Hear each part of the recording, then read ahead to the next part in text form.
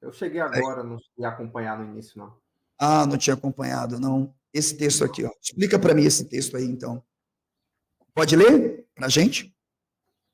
Posso. Aí trata de que livro? Qual é o Livro livro? de Deuteronômio. Ó, é o mesmo texto. Peraí, deixa eu só subir um pouquinho. Ó, tá aí. É o texto em hebraico Uhum, e o texto em português. Tá aí. certo. Uhum. Quer que eu leia? Pode ler e entrar para as suas considerações em relação por que existe sentido em acreditar no Deus da Bíblia. Diz o seguinte: vai, pois, agora e investe contra Amaleque, condena o anátema, consagrando ao Senhor para a destruição de tudo quanto houver na terra em que habitam.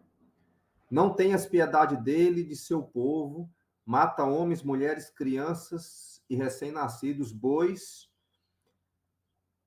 Aí o seu logotipo tá tampando o Bois, restinho aí. Mas bois, eu entendi. ovelhas, camelos e jumentos. Pode ficar à vontade. Pode falar. Jumentos, sim.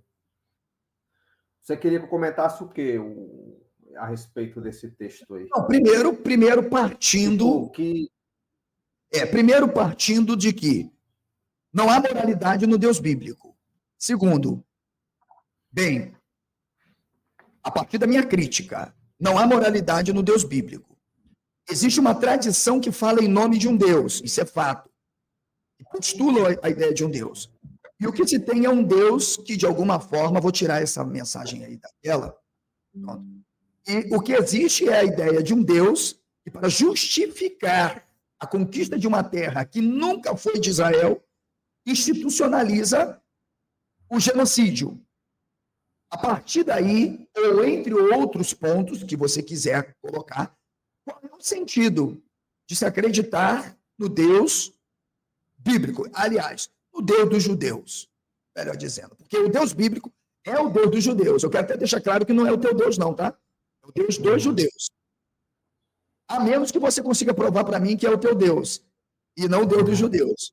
Fique à vontade. A fala é sua, eu vou abrir aqui alguns minutos, acho que uns 5 minutos para você e fazer as suas ponderações iniciais, e aí você vai discorrendo sobre o que você pensa. Vai lá, pode ficar à vontade. Certo. Mas antes de começar a falar, eu não entendi aquela parte que o senhor falou, se é um Deus de legalidade ou foi bondade. Desculpa aí, é porque eu não entendi direito. Moralidade, eu falei. Moralidade. Tanto moralidade quanto legalidade, querendo ou não, meu amigo, na Bíblia trabalham juntos, porque é o próprio Deus que instituiu um decálogo. Sempre quando eu uso a palavra Deus, eu estou dizendo homem por trás da narrativa, ok? Não matarás. O termo lá é cometimento de assassinato brutal, sanguíneo, sem qualquer justificativa. Mas não é esse Deus que está ordenando o assassinato, é esse Deus que vai dizer que uma terra que já era habitada por outros, que não pertenciam aos hebreus, vai ser uma terra que vai ser saqueada e tomada por eles, ok? Onde a violência ela é inconsequente, onde não se mede esforço. Inclusive, veja, esse termo aqui para mim é o mais triste de se ler. Crianças e recém-nascidos. Então, fique à vontade, o tempo é teu. Certo. Entendi o que você quis dizer com isso. Bom, vamos lá. Antes de começar a falar, eu quero falar um pouco preliminarmente aqui o posicionamento, né? O posicionamento das testemunhas de Jeová em relação à figura de Deus. Vamos lá, que é a religião que eu pertenço e defendo. Então, o que é que está pegando na atualidade antes de começar esse assunto? Né? Quando o Senhor se refere à expressão Deus dos judeus. Eu vou mostrar para o senhor o quanto a Bíblia ela é honesta nesse assunto. Por exemplo, mas vocês estão adorando o Deus dos judeus, né? O Deus não é o Deus do Brasil, não é o Deus das Américas, é o Deus dos judeus. Então, por que é que vocês universalizaram o Deus dos judeus? Então, vamos lá. O que nós temos que entender, primeiramente, qual é a visão de Deus. Deus é uma trindade? Não. Deus não é uma trindade. Jesus é Deus? Não. Jesus não é Deus. Né? A história de que Jesus veio a ser Deus foi apenas lá por Atanásio, todos aqueles concílios católicos, né? Mas Jesus, tanto no Novo Testamento, ele não é tratado como sendo o Deus Altíssimo. Então, qual Deus as Testemunhas de Jeová acredita? As Testemunhas de Jeová rejeitam a ideia de trindade, né? Quero deixar claro. Jesus não é Deus, né? Jesus é um ser espiritual, mas não é Deus. E o Espírito Santo não é Deus. O Espírito Santo é apenas uma energia que vem de Deus. Quem é Deus para as Testemunhas de Jeová? O Deus das Testemunhas de Jeová é o Deus dos judeus. É o Yahvé, é o Javé, o Deus Supremo, né? Então, então os cristãos, eles eram advertidos a serem pacíficos, né? A imitar o Cristo. Jesus, a gente imitamos o Cristo, e por isso hoje nós não precisamos participar de guerras, professor, porque o próprio livro de Romanos, capítulo 15, versículo 1, lá diz que os estados já foram constituídos, têm suas leis e têm suas soberanias, né? Então, mas os estados são constituídos por fantasmas ou por gentes? Então, os estados... Os testemunhos de Jeová são civis que compõem um estado e, portanto, têm garantias constitucionais e deveres também, como inclusive serviço militar. Isso. Então, o que é isso? Em muitos países democráticos, né, a maioria dos países são democráticos, tem diretrizes constitucionais, tem a dispensa. A própria Constituição nos dá a dispensa. Aqui também tem a dispensa, mas a dispensa só quem pode dar é o próprio órgão superior, não a instituição religiosa. Você é advogado, você sabe disso. Mas nós seguimos, nós vamos até o quartel, vamos até o exército, tudo legalmente, expede o documento para nós, inclusive eu tenho uma reservista, depois eu vou tirar outro documento, que é o CDI, que é a certidão de dispensa, né, da incorporação.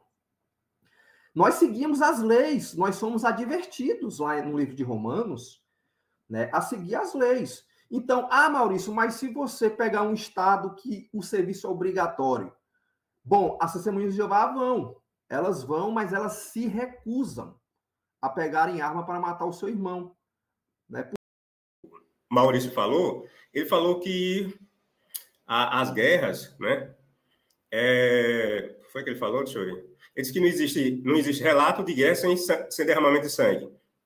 Bom, de fato, não existe, né? Não faz sentido existir guerra sem derramamento de sangue.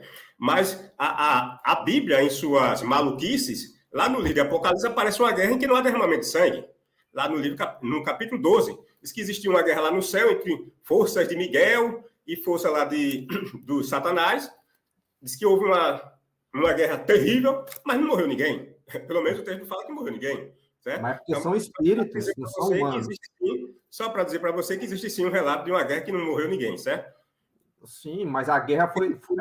Sem sentido nenhum, né? Porque se entre seres humanos que têm poder de menor escala há mortes, né, há destruição, imagine uma guerra entre supostamente seres superpoderosos, anjos, querubins, serafins. Que o nome dele é isso. Aqui pertence o nome de Senhor. Por que a ele pertence o nome de Senhor? Vou colocar o texto em hebraico do 18, Maurício. Para você não falar assim, ó, professor, tá distorcendo. Vou pegar o texto, cadê? Deixa eu achar aqui acima. Ó, do 18. Peraí. Vamos ver. Peraí, Maurício. Vou colocar o texto aí. Antes do senhor achar, eu só quero dizer que as traduções das Bíblias da cristandade, elas foram bastante omissas, elas não traduziram conforme o original. Eu estudo hebraico, Maurício. Eu falo hebraico.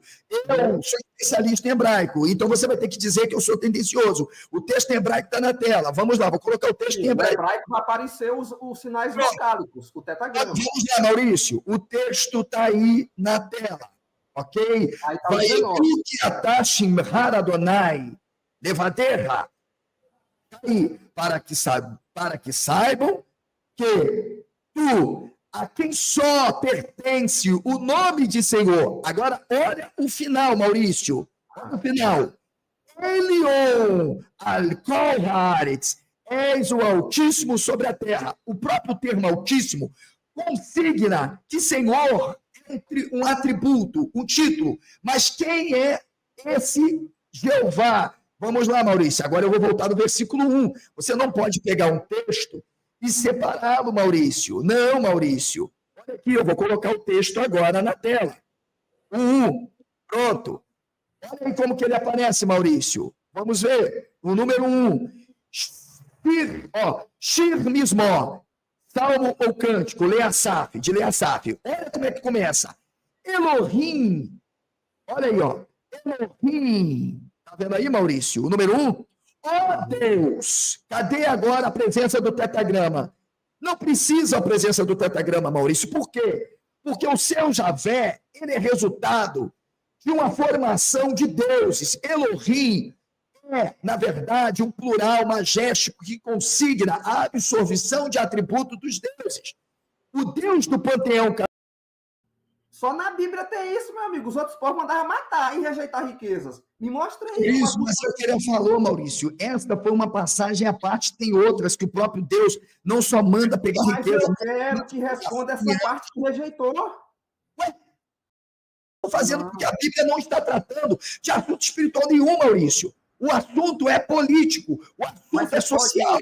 Você pode ver a Bíblia como um todo, que ela fala de uma... Não é só esse texto, são vários e vários livros que está falando de um assunto, depois... Esse texto, Maurício, eu não posso tirar do contexto.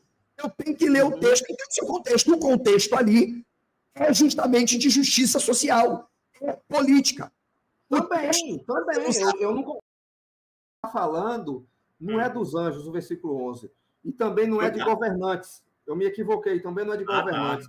Aqui deve estar falando de cristãos, ó. Não tem religião que diz verdadeira. Outra, e depois você diz, não, a minha é verdadeira. Isso é contradição, pô. Entende, Maurício? É complicado. Eu disse que não tem religião verdadeira? Você falou superchat. Cadê superchat? Aí de R$2. O templo era sempre saqueado, né? Quando existia guerras entre esses povos aí, o templo era o primeiro visado por esses povos. O templo de Jerusalém, ele foi destruído 2 vezes, né? Ele foi destruído pelos babilônios e pelos romanos. E todas mas a Bíblia fala em outras situações que ele foi invadido e tomado as riquezas dele, Maurício. Não foi só nessas situações. Segundo a outra, não significa necessariamente que uma é falsa. Entendeu? Mas você está acabando de dizer que sim, mas a partir do momento que você diz que a sua Bíblia está dizendo ali essas coisas que você acredita, e o que aquela outra cultura está dizendo, você diz que ali não é verdade. Como é que você está dizendo que supostamente o que uma diz e o outro necessariamente seria falsa?